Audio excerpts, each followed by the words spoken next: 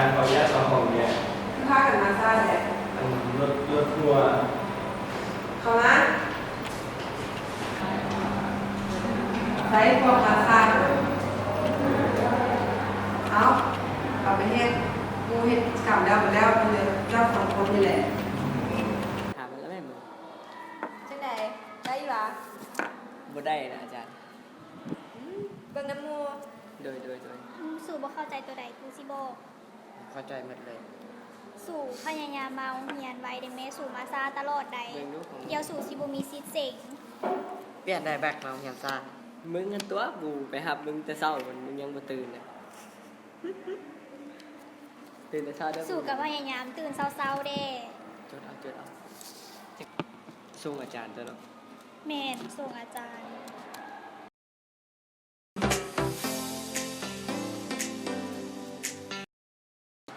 เอามึงมานั่งเฮ็ดหยังอยู่นี่กูว่ากำลังสิเล่นเกมอีกอ่ะเฮ็ดหยังเอาตายเงินนะมื้อใดมึงสิเอามาใช้กูยังบ่มีเลยตอนนี้มันโดนเติบละใดแล้วกูสิบอกแม่กูโอนให้ใช้อยู่ดอกอย่าลืมเด้อกูก็บ่มีเงินกินข้าวแล้วแล้วกูสิบอกแม่กูโอนให้เด้อฉันกูไปก่อนเด้อแสงจ่ายให้กูก่อนเนาะ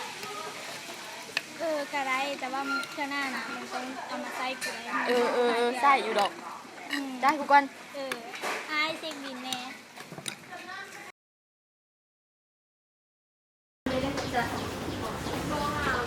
แสงเงินตัวที่อยู่นี่ขอบใจนะขอบใจที่กันไปนอนเอานะใช่เด็กน้อย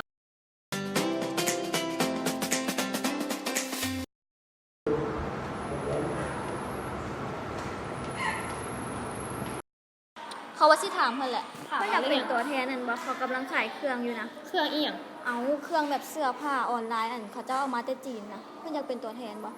เอาแล้วเขาจะได้กำไรจังได๋ได้กำไรแล้วเขาสิบอกอีกนะโอเคฉันเพิ่นเป็นตัวแทนเขาเลยเนาะเขาเปิดธุรกิจขายเครื่องออนไลน์ซื้อเครื่องช่วยเขาแน่มันขายเครื่องอีหยังขายเครื่องนุ่งเครื่องสำอางมีเบิดแต่เพิ่นอยากได้หยังล่ะเบิ่งเดี๋ยวเขาสิเปิดเงินเพิ่นเบิ่งว่าเพิ่นอยากได้อีหยังราคาถูกๆเขาสิลดให้กรณีที่เพิ่นเป็นโมเขาไปแท้บ่แท้ซึ่งเขาสิเอาน้ำเพิ่นหลายๆเลยเด้ก็ดีตัวสร้างมา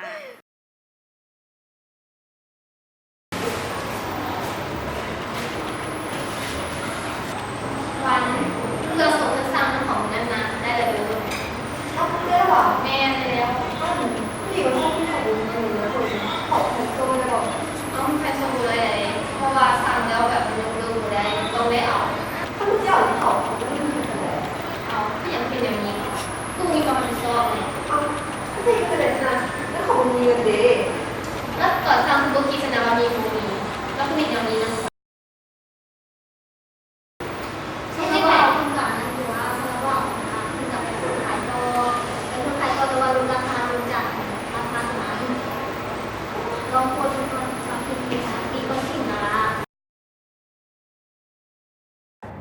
อดีตเพิ่นขายตัวนี้ว่าเขาเห็นเพิ่นโพสขายแม่นเพิ่นมาขวาสนใจบ่แม่นเขากำลังโพสขายอยู่อันเพิ่นมักตัวใด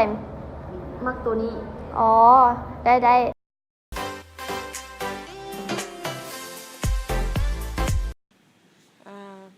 สำหรับปีนี้เมนธนาคารของเราเนาะจะมีนโยบายพิเศษก็คือจะปล่อยสินเชื่อให้เฉพาะการบริการเท่านั้นเนาะให้พนักงานทุกคนแมนให้เกี่ยมกันคือเวลาที่ลูกค้ามาเนาะเราจะให้ปล่อยสินเชื่อเฉพาะการบริการเท่านั้น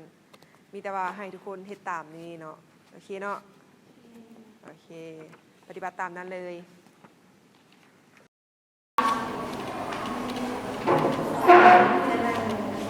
โดยวันนี้น้องอยากจะมาขอเงินจากธนาคารไปเฮ็ดกิจการเกี่ยวกับอาหารบุฟเฟ่พอดีว่า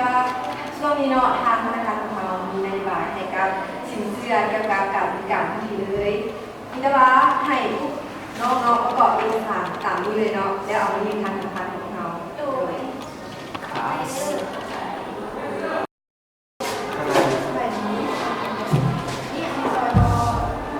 ไปเรียนกันไปอ๋ออาเซียนเป็นยัง นบ่ช่วงนี้แม่นนะคะเขาจะปล่อยเฉพาะการบริการเฉพาะเจาะจงคณะเนาะก็คือการบริการถ้าว่า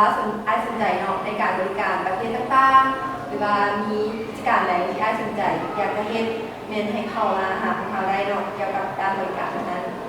อาจารย์งานที่กิจการอะไรนะ